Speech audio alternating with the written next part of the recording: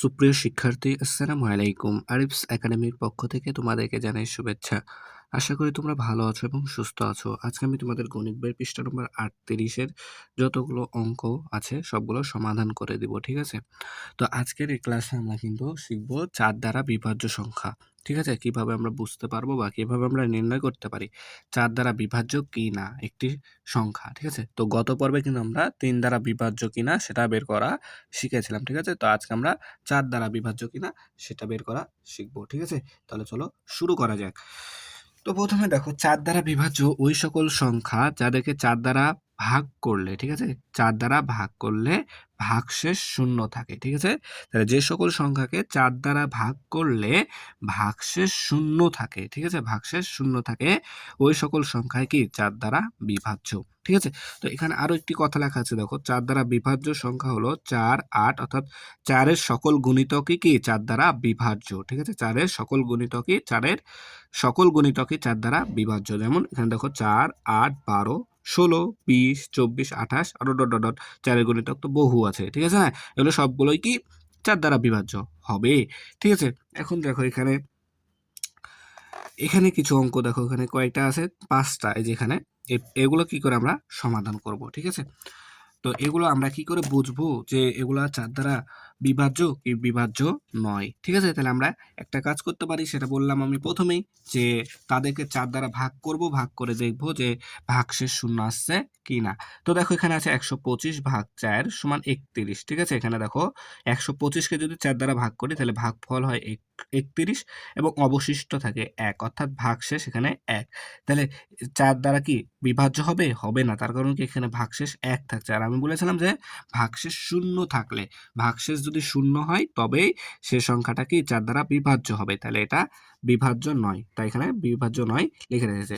এখন পরবর্তী দেখো ৩১২ ভাগ ৪। ঠিক আছে? তাহলে এখানে দেখো এটা এখন আমাদেরকে সমাধান করতে হবে। ঠিক আছে? দেখো যদি আমরা ভাগ করি, ঠিক আছে? দেখো যদি এখন আমরা এটাকে ভাগ করি যে ৩১২কে ৪ দ্বারা ভাগ করতে হবে, তাই না? তাহলে দেখো এখানে একটা নিলে এটা ছোট হয়ে গেছে, তাহলে ২ ঘর নিতে হবে, তাই না? তাহলে দেখো ৪ ৮ ৩২ হয়, ৪ ৭ ২৮, ঠিক আছে না? ২৮। তাহলে দেখো ১১, ১১ থেকে ৮ বাদ দিলে ৩, এখানে ১ দিয়ে দিলে ৩ থেকে ৩ বাদ দিলে ০, এখানে ২, তাহলে ৪ ৮ ৩২। তো দেখো এখানে যদি আমরা ৩১২কে ৪ দ্বারা ভাগ করি তাহলে ভাগফল হচ্ছে আমাদের ৭৮ এবং ভাগশেষ ০। তাহলে ভাগশেষ যেহেতু ০, যেহেতু ভাগশেষ কি এখানে ০, তাহলে কি আমাদের এই সংখ্যাটা কি হবে? এটা কি ৪ দ্বারা বিভাজ্য হবে। তাহলে দেখো ভাগশেষ, এখানে দেখো ভাগফল ৭৮, অবশিষ্ট ০, অবশিষ্ট ০, তাহলে কি হবে? বিভাজ্য। ঠিক আছে না? বিভাজ্য, বিভাজ্য। তো এভাবে আমরা ভাগ করে করে দেখতে পারি। ঠিক আছে? এরপরে দেখো আরেকটা আরো এখানে আছে আবার ৪৬৪ ভাগ ৪। তাহলে আমরা যদি করি, দেখো ৪৬৪ ভাগ ৪, তাহলে দেখো একবার যাবে এখানে ৪ একে ৪, ঠিক আছে? তাহলে ৬ নেমে যাবে, তাহলে একবার যাবে ৪ একে ৪, তারপর ৬ থেকে যদি, আচ্ছা এখানে দেখো ৬ থেকে যদি আমরা ৪ বাদ দিই তাহলে ২, এই ৪ এখানে নেমে যাবে, তাহলে ৪ ৬ ২৪। দেখো ৪ ৬ ২৪, ঠিক আছে? তাহলে দেখো আমাদের এখানে ভাগফল আসলো কত? ১১৬। ভাগফল কত? ১১৬। ভাগশেষ ০। এই যে দেখো ভাগশেষ ০, তাহলে ভাগশেষ কি এখানে ০, তাই না? তাহলে দেখো এখানে কত পেলাম? ১০০, ভাগফল পেলাম আমরা ১১৬, আর অবশিষ্ট পেলাম ০, অর্থাৎ ভাগশেষ ০। তাহলে কি ৪৬৪ ৪ দ্বারা কি বিভাজ্য। ঠিক আছে না? তাহলে ৪৬৪ আমাদের ৪ দ্বারা বিভাজ্য। ঠিক আছে? এরপরে দেখো ৫০৬ ভাগ ৪। ঠিক আছে? ৫০৬ ভাগ ৪, তাই না? তাহলে ৫০৬কে যদি আমরা এখন ৪ দ্বারা ভাগ করি তাহলে আমরা বুঝতে পারবো, দেখো ৫০৬ ৪ দ্বারা বিভাজ্য করতে হবে, তাই না? তাহলে দেখো এখানে ৫, এখানে একটা নিতে হবে, তাহলে ৪ একে ৪, তাহলে ৫ থেকে ৪ বাদ দিলে ১, এই ০ এখানে নেমে গেল, তাহলে ৪ দুগুণ ৮, তাহলে দেখো এটা ১০, ১০ থেকে ৮ বাদ দিই তাহলে ২, আর এখানে ৬, ৬ নেমে যাবে, তাহলে দেখো ৪ ৬ ২৪, ৪ ৬ ২৪, ৪ ৬ ২৪, তাহলে ৬ থেকে ৪ বাদ দিলে ২, ২ থেকে ২ বাদ দিলে ০। তাহলে দেখো এখানে আমাদের ভাগফল আসছে ১২৬ এবং ভাগশেষ আসছে ০, কি সরি ২, ভাগশেষ কি আমাদের ২। তাহলে আমাদের এখানে এটা কি 4 দ্বারা বিভাজ্য হবে? হবে না। তার কারণ কি? দেখো ভাগশেষ এখানে আমাদের 2, তাই না? তাহলে এখানে আমরা লিখতে পারি যে কি, এখানে লিখতে পারি, তাহলে দেখো 506 ভাগ 4, তাহলে ভাগফল হচ্ছে 126 আর অবশিষ্ট ছিল আমাদের 2 2, তাই না? তাহলে কি এটা 4 দ্বারা বিভাজ্য নয়। তাহলে এখানে লিখবো যে বিভাজ্য বিভাজ্য নয়। ঠিক আছে, বিভাজ্য নয়। এরপরে 600-কে এখন আমাদেরকে 4 দ্বারা ভাগ করে দেখতে হবে, তাই না? তাহলে দেখো এখন যদি আমরা 600-কে 4 দ্বারা ভাগ করি, তাহলে দেখো 4 দ্বারা আমরা ভাগ করব 600-কে, তাই না? তাহলে দেখো এখানে 4 দ্বারা একবার যায়, 4 একে 4, তাহলে 6 থেকে 4 বাদ দিলে 2, এই শূন্য এখানে নেমে গেল। তাহলে 4 5 20, 4 5 20, তাহলে 20, এখানে শূন্য, 2 থেকে 2 বাদ দিলে শূন্য, এই শূন্যটা এখানে নামবে, 4 শূন্য 0। তাহলে দেখো এখানে আমাদের ভাগফল আসলো কত? ভাগফল আসলো 150, ভাগশেষ আসছে আমাদের 0। ভাগশেষ যেহেতু 0, তাহলে কি এই সংখ্যাটা আমাদের 600 4 দ্বারা কি বিভাজ্য, তাই না? 600 আমাদের কি 4 দ্বারা বিভাজ্য হবে। তাহলে এখানে আমরা লিখবো কি যে, এখানে লিখবো কি, যদি আমরা 600-কে 4 দ্বারা ভাগ করি তাহলে ভাগফল পেলাম আমরা 150, আর অবশিষ্ট অর্থাৎ ভাগশেষ পেলাম 0, তাহলে কি বিভাজ্য। তাহলে 4 দ্বারা বিভাজ্য, তাহলে সংখ্যাটি আমাদের 4 দ্বারা বিভাজ্য। ঠিক আছে না? তাহলে দেখো আমরা কিন্তু এভাবে খুব সহজে কিন্তু সমাধান করতে পারছি, তাই না? এখন দেখো এখানে দুইটা বড় বড় সংখ্যাকে আমরা 4 দ্বারা ভাগ করে দেখছি কি যে সেটা বিভাজ্য কিনা, সেটা এখন আমরা শিখব।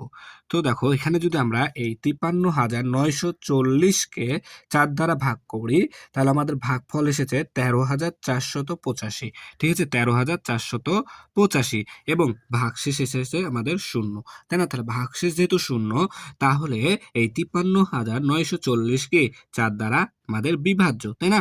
ঠিক তেমনি ভাবে আরেকটি করেছি, এখানে দেখো যে 6,905 4 দ্বারা বিভাজ্য কিনা সেটা দেখছি। তাহলে 4,905-কে আমরা 4 দ্বারা যদি ভাগ করি, তাহলে ভাগফল এসেছে আমাদের দেখো 1,726, 1,726, এবং ভাগশেষ এসেছে আমাদের 1। তাহলে ভাগশেষ এসেছে আমাদের কি 1। তাহলে দেখো এখানে কিন্তু আমাদের ভাগশেষ 0 হয়নি, 1 হয়েছে। তাহলে কি এই 6,905 সংখ্যাটি 4 দ্বারা বিভাজ্য হবে? অবশ্যই 4,905 দ্বারা কি বিভাজ্য আমাদের হবে না। তার কারণ কি এখানে ভাগশেষ 1 আছে, এজন্য। ঠিক আছে, এখন দেখো নিচে আমাদের এই যে একটা লাইন দেখতে পাচ্ছ, এই লাইনটা কিন্তু খুবই গুরুত্বপূর্ণ। তো দেখো বলছে যে সমস্ত সংখ্যার একক ও দশক স্থানের 2টি অঙ্কই শূন্য। ঠিক আছে, তাহলে একক ও দশক, একক ও দশক স্থানের 2টি অঙ্কই শূন্য, অথবা একক ও দশক স্থানের অঙ্ক দ্বারা গঠিত সংখ্যা 4 দ্বারা বিভাজ্য। ঠিক আছে, তাহলে একক ও দশক স্থানের অঙ্ক দ্বারা গঠিত সংখ্যা 4 দ্বারা বিভাজ্য, সেই সমস্ত সংখ্যা 4 দ্বারা বিভাজ্য। ঠিক আছে, এখানে দেখো খুবই গুরুত্বপূর্ণ কথা দুইটা। ঠিক আছে, প্রথমত কথা ছিল যে যদি একক ও দশক স্থানের 2টি সংখ্যাই শূন্য হয়, অর্থাৎ যদি আমরা যে এখন এই যেখানে করলাম দেখো 600টা, তাহলে এই 600 দেখো এটা আমাদের একক, ঠিক আছে না? এটা একক আর এটা আমাদের দশক। তো বলেছে যে একক ও দশক স্থানের সংখ্যা 2টি যদি শূন্য হয়, তো দেখো এখানে 2টি শূন্য আছে, তাহলে ওই সংখ্যাটা 4 দ্বারা বিভাজ্য, অর্থাৎ 600 আমাদের এখানে 4 দ্বারা বিভাজ্য। ঠিক আছে, এমনি ভাবে তুমি যদি যত বড়ই সংখ্যা নাও না কেন, যদি একক এবং দশকের 2টি সংখ্যা শূন্য থাকে, তাহলে 4 দ্বারা বিভাজ্য। ঠিক আছে, একক ও দশক স্থানের সংখ্যায় যদি শূন্য থাকে তাহলে বিভাজ্য। তুমি এভাবে যত বড়ই সংখ্যা নেও না কেন, যদি একক এবং দশকের স্থানে 2টি শূন্য থাকে, 2টি সংখ্যায়, ঠিক আছে, একক ও দশকে, তাহলে সেই সংখ্যাটা হবে আমাদের 4 দ্বারা বিভাজ্য।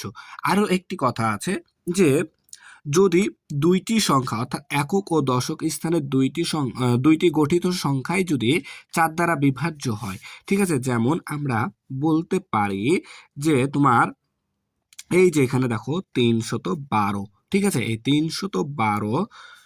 312 তোমার দেখো 312 এটা হচ্ছে একক আর এটা হচ্ছে দশক, তাই না? এই দুইটা একক এবং দশক মিলে গঠিত সংখ্যা, অর্থাৎ গঠিত সংখ্যা আমাদের এখানে 12। এই 12 যদি আমাদের 4 দ্বারা বিভাজ্য অর্থাৎ 4 দ্বারা ভাগ করা যায়, তাহলে এই 312 কি আমাদের 4 দ্বারা বিভাজ্য। তাহলে দেখো আমাদের এখানে 12 আছে, এই 12 কিন্তু 4 দ্বারা বিভাজ্য, 4 দ্বারা কি বিভাজ্য। তাহলে এই 312 কি আমাদের 4 দ্বারা বিভাজ্য। ঠিক আছে? ঠিক এভাবে আমরা আরো লিখতে পারি, যেমন দেখো 424। ঠিক আছে? এই একক এবং এই দশক মিলে গঠিত সংখ্যা 24।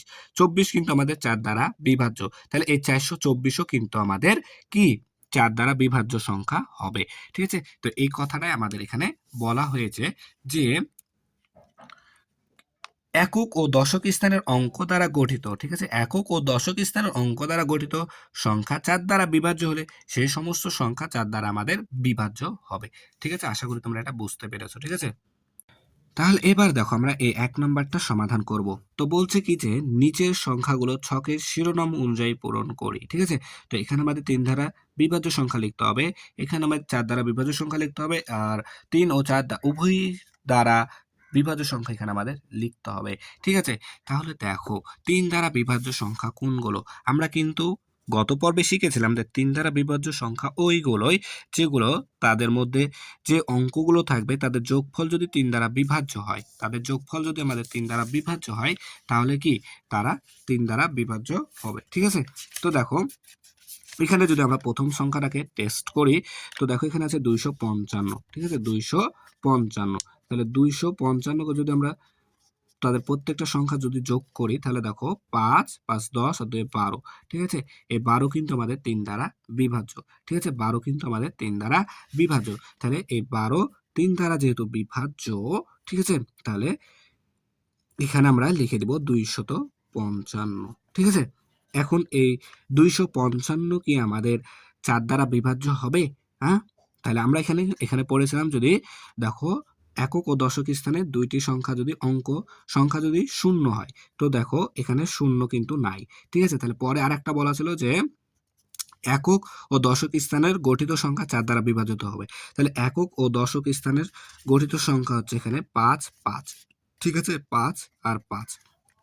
এই 55কে আমরা 4 দ্বারা ভাগ করতে হবে। ঠিক আছে? যদি 4 দ্বারা বিভাজ্য হয় তাহলে আমাদের আসবে। ঠিক আছে? 255 আমাদের 4 দ্বারা বিভাজ্য হবে, তাই না? তাহলে দেখো যদি আমরা ভাগ করি, দেখো একটা এভাবে বুঝালে তোমরা সবগুলো বুঝতে পারবা।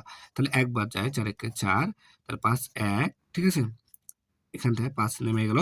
তাহলে 3 4 এ 12, 4 4 এ 16 হয়ে যায়, 3 4 এ 12। তাহলে 5 থেকে 2 বাদ দিলে 3, তাহলে অবশিষ্ট 3 থাকছে। তাহলে কি আমাদের 255 কি 4 দ্বারা বিভাজ্য হবে না। ঠিক আছে? এরপরে দেখো পরের সংখ্যাটা, যদি আমরা 34 3408, প্রথমে আমরা দেখব যে 3 দ্বারা বিভাজ্য কি না। ঠিক আছে? তাহলে 3408। তাহলে এটা সবগুলো অঙ্ক যদি আমরা যোগ করি, 3 যোগ 4 যোগ 0 যোগ 8। ঠিক আছে? তাহলে যদি যোগ করি তাহলে কত হয় দেখো, 8 আর 0 8 আর 4 12, 12 আর 3 15। ঠিক আছে? এই 15 দেখো 3 দ্বারা কিন্তু বিভাজ্য। তাহলে এই সংখ্যাটাও কি আমাদের 3 দ্বারা বিভাজ্য হবে, 3408। এখন আমাদের কথা হচ্ছে যে এটা 4 দ্বারা বিভাজ্য কি না সেটা দেখতে হবে। তাহলে 4 দ্বারা বিভাজ্য দুইটি নিয়ম। তো প্রথম 3408, এটার একক ও দশক স্থানে শূন্য থাকলে হতো, কিন্তু এখানে নাই।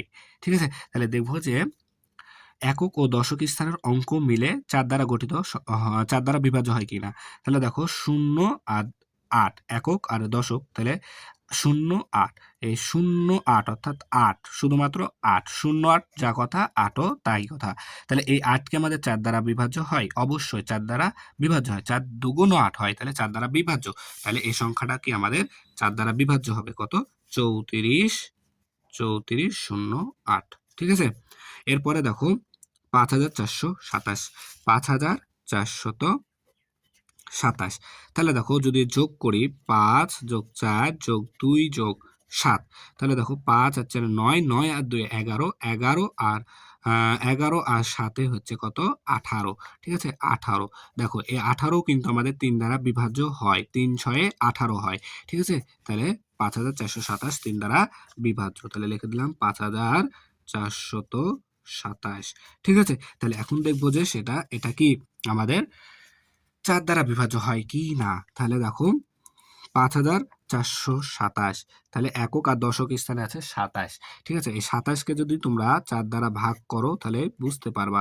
দেখো তাহলে 4 কে যদি 4 দ্বারা যদি ভাগ করি, তাহলে দেখো 4 6 24 হয়, 4 6 24 হয়, তাহলে 7 থেকে 4 বাদ দিলে 3 হয়। তাহলে দেখো অবশিষ্ট কিন্তু 3 থেকে যাচ্ছে, একক আর দশক স্থানের মিলে গঠিত সংখ্যা। ঠিক আছে, তাহলে 3 অবশিষ্ট থেকে যাচ্ছে, অর্থাৎ এই 5427 কি আমাদের 4 দ্বারা বিভাজ্য হবে না। ঠিক আছে, এরপর দেখবো 6877, 6877, 6877 যদি যোগ করি 6 8 যোগ 7 যোগ 0, ঠিক আছে, তাহলে যদি যোগ করি তাহলে দেখো কত হয়। এখানে আসছে দেখো 8 আচ্ছা 14, 14, 14 সাথে 21, ঠিক আছে, 21, 21, এই 21 কিন্তু আমাদের 3 দ্বারা বিভাজ্য হয়, 3 7 21, তাহলে এই সংখ্যা 6877 কে আমাদের 3 দ্বারা বিভাজ্য। তাহলে এখানে লিখে দেবো যে 6877, ঠিক আছে। এবার দেখবো যে এটা 4 দ্বারা বিভাজ্য হয় কি না, ঠিক আছে, এবার দেখবো আমরা 4 দ্বারা বিভাজ্য হয় কি না। তাহলে দেখো 6877, তাই না, তাহলে দেখো একক আর দশক স্থানের অঙ্ক মিলে হচ্ছে আমাদের ৭৭, ঠিক আছে, এই ৭৭ কি এখন আমাদের 4 দ্বারা বিভাজ্য হয়? তাহলে দেখো যদি ভাগ করি ৭৭ কে 4 দ্বারা, তাহলে দেখো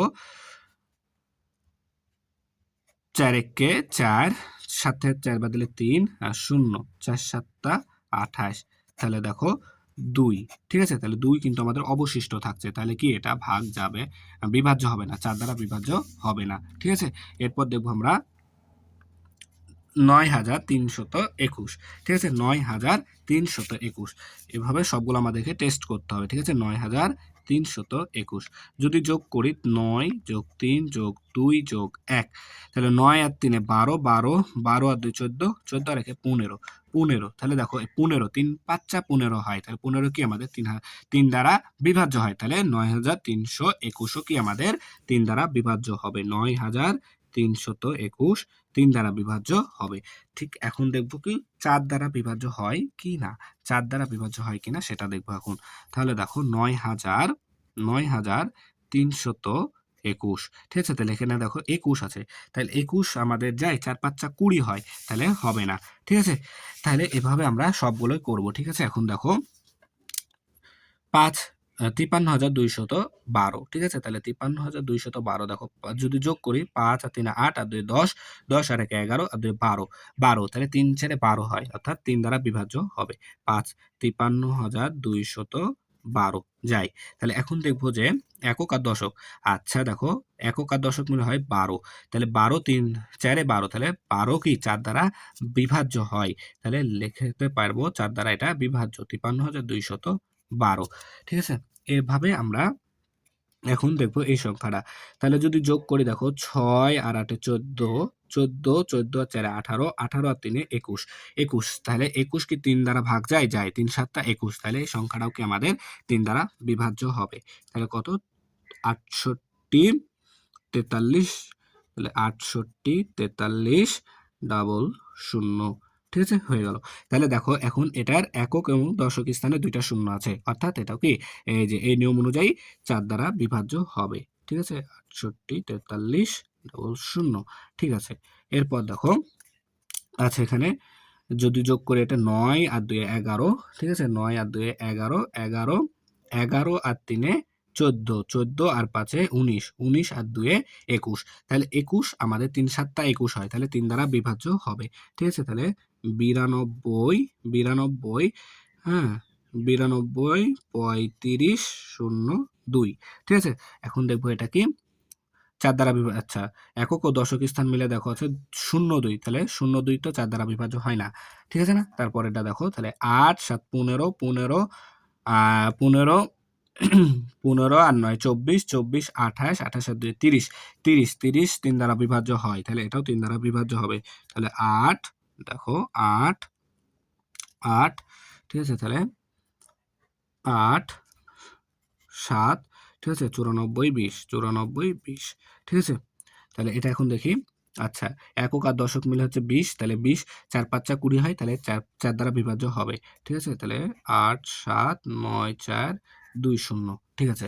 এরপর দেখো এটা তো দেখো এখানে প্রথমে দেখতে পাচ্ছি এটা 4 দ্বারা বিভাজ্য হবে, তার কারণ কি একক এবং দশকে 2টা শূন্য আছে, তাহলে এটা 4 দ্বারা বিভাজ্য হবে। এটা লিখে নিই এখানে 109,000, তারপর 3 2 2টা 0, ঠিক আছে? এরপর দেখো এটা দেখবো এখন 3 দ্বারা বিভাজ্য যায় কিনা। তাহলে 1 আর 9 10, 10 আর 3 13, 13 আর 2 15, তাহলে এটা 15, 3 5 15 হয়, তাহলে এটা আমাদের বিভাজ্য হবে, ঠিক আছে? তাহলে 109 109 32 2টা 0, ঠিক আছে? এখন বলেছে এখানে 3 ও 4 দ্বারা বিভাজ্য উভয় সংখ্যা, অর্থাৎ এখানে 3 এর দ্বারা বিভাজ্যের মধ্যে যা আছে 4 দ্বারা যদি থাকে, 4 দ্বারা বিভাজ্যের মধ্যেও থাকে, তাহলে এটা কি উভয় দ্বারা বিভাজ্য হবে। তো দেখো এখানে এটা আছে 34 08, এটা এখানেও আছে এখানেও আছে, তাহলে এটা লিখে দিই 34 08। তারপরে আর কি আছে দেখো, তারপরে আছে এই যে এখানে 53 212, তো এখানেও 53 212 আছে, ঠিক আছে? 53,212, ঠিক আছে?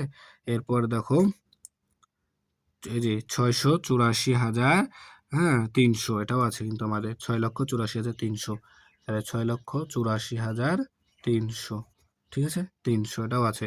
তারপর দেখো আর কি আছে এখানে, আর নাই, ঠিক আছে? না আরেকটা আছে, সেটা হচ্ছে 8,79,420, এই যে এখানেও আছে এখানেও আছে, ঠিক আছে?